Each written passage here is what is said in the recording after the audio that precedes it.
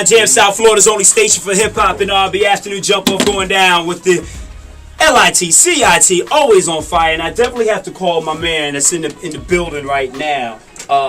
You have to call him one of the most successful rappers of all time. At first, when I was thinking about it, I was just like, maybe the decade. You know what I mean? Yeah, but then, definitely, 2003, right? Yeah. It came out 2003. We did 2010. We got 6 in. Yeah. So it's been a good run for my man Curtis Jackson. 50 Cent was in the building, repping NY in a big way. And I haven't even had a chance to talk about the book.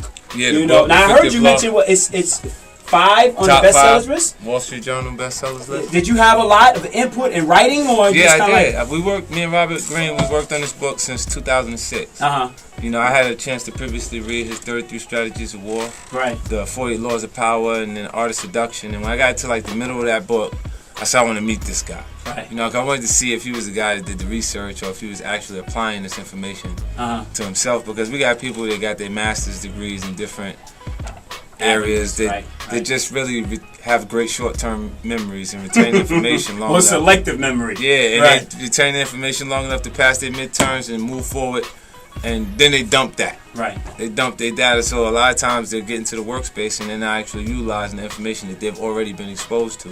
When my job is to pick up every piece of information that's thrown across the table in the corporate setting. So a lot of times I'm in meetings, I walk into there knowing I don't have all the answers. Right. And I ain't afraid to find out. Right. Because I'm going to leave with what I need. Yeah.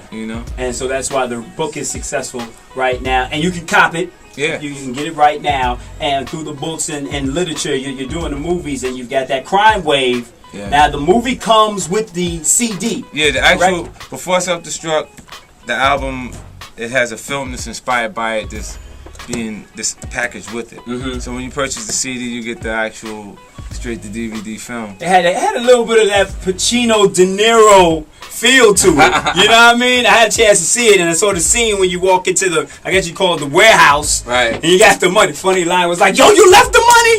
You left the money, homeboy? You left the money? Yeah. So tell me a little bit about that. What I did was I started to shoot these viral clips that I wanted to feel like foreign films. So instead of performing straight to the camera like the average music video, there's that portion of every music video. Instead of doing that, I did the actions that match the actual song and then put subtitles like it's a foreign film while the music plays. You know what I mean? So I created like... I was wondering why you did that. And I did 2 parts. I did like Crime Wave and then Crime Wave Part 2 is Stretch on the actual album, and then there's a third one to the song Strong Enough on the actual album that I'll put out as we get closer to it. I shot another music video to a song that I didn't actually place on the album that I'll release probably next week. I'll put it out. It's called They Burn Me.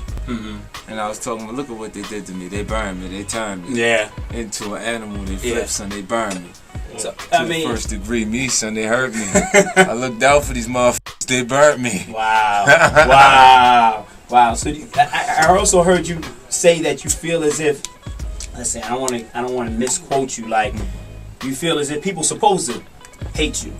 They're supposed to doubt me. They're supposed to doubt you at different points. Like there's a shadow of doubt cast over every artist. That's where that burn comes from. Between each project, right? But it's motivation to you. Absolutely. I feel like the underdog every time, and I've somehow become the favorite based on me successfully winning. I must say, man, I've heard some clips from the CD. I know it got leaked a little bit. You know what I mean? I did hear a couple of clips, and I gotta say, man, it looks like you're gonna sell a few copies. Yeah, I'm back to get rich. It feels like the record is the prequel. What I did was I wrote the things that motivated me to write what I wrote on before on Get Rich or Die Trying. So before I Self-Destruct, there's a line I said, Mike was a pimp. I was in the passenger seat. He was comfortable with me around because I blast my heat. You know what I'm saying? And then this is how I was exposed to life as far as the pimping was concerned. I was there under different circumstances. I wasn't actually a pimp. Okay. But because I had been active in the environment, my friend that was actually influenced to become a pimp had me next to him because I didn't have a problem with using the gun. So for support, because he went from the extreme of not even knowing anything about pimping, he ran into a girl who was experienced in that actual lifestyle. Right. And he was blown away by her performance. He was like, yo, son, you ain't gonna believe she bad, son. You ain't never had no look like this, man. I'm gonna show you. I'm gonna bring her. brought her out to me, showed the girl. I was like, this shit is pretty, right? And then you get back in the car, you see he was just thinking out loud because he used to sell clothes. His father had like a retail license so he can get everything wholesale.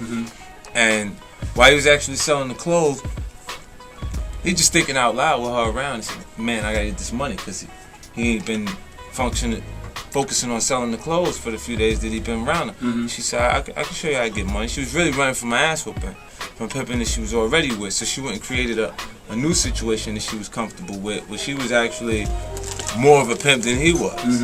You know, and he came up so crazy. He went from 0 to 15. They was doing $1,000 a night, making $15,000 a day.